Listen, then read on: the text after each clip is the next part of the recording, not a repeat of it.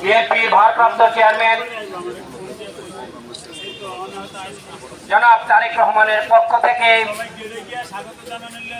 ঢাকা থানা বিএনপির উদ্যোগে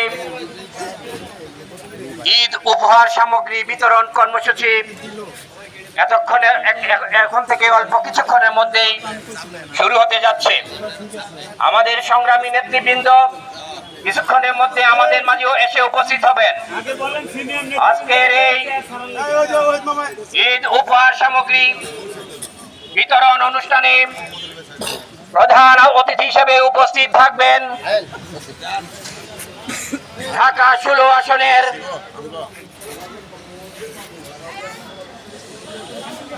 লাখো মানুষের নয়নের মণি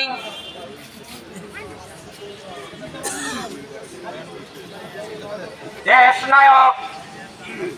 বিএনপির ভারপ্রাপ্ত চেয়ারম্যান দেশ নায়ক তারেক রহমানের আস্থা ভালোবাসার প্রতীক, রাজপথে আন্দোলন সংগ্রামের অন্যান্য নেতৃত্বের অধিকার